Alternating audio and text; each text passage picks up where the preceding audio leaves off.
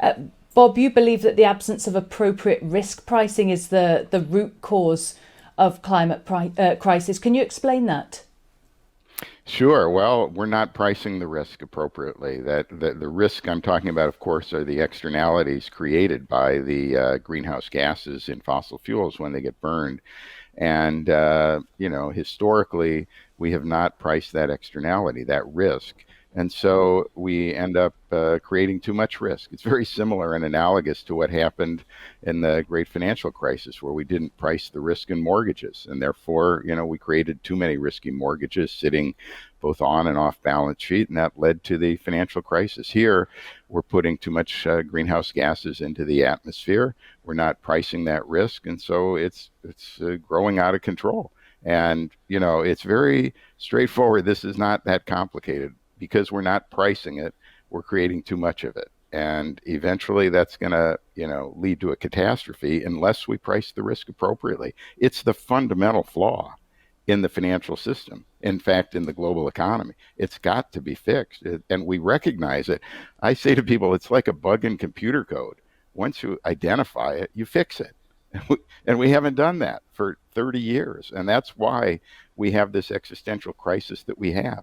It didn't have to be that bad. And frankly, the risk is growing now faster than it's ever grown because it's just accumulating problem. We absolutely have to, what I call slam on the brakes, which is to say, create globally harmonized and strong, appropriately strong incentives to reduce emissions. One way to think about it, Rachel, is that basically every ton of carbon dioxide that we put into the atmosphere today is most likely going to have to be pulled out of the atmosphere by folks down the road, maybe 20 years from now. And that's an expensive process. So this is an extreme liability that we're leaving for future generations. And we don't know how bad that liability is because we don't really know what the damages are going to be. This is, it's a risk management crisis. And by the way, we've learned a lot of lessons recently about risk management and managing it from the COVID pandemic that apply here. One of them is how interdependent we all are on each other. Each other's behavior affects our own well-being. And, we can't isolate ourselves by country. We can't build walls around each country and expect to be safe. And the final thing I'll mention is that when you're managing a risk management crisis, time is a scarce resource. Had we, reacted more quickly, particularly in my country, the United States, we could have, had a huge impact on the number of deaths. But we let things get out of control, and it's too late now. Similarly with climate, we don't know how much time we have. We may cross a tipping point, where things get, much worse, much faster.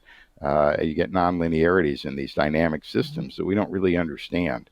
And so we have to really be cautious here and create those incentives and do it immediately. This is an urgent problem. Now, I do expect that we will do that. I expect that in the United States, over the course of the next 2 or 3 years, there will become clear that we're going to have strong nationwide incentives to reduce emissions. And I suspect that the rest of the world will watch that and see that and move very quickly as well.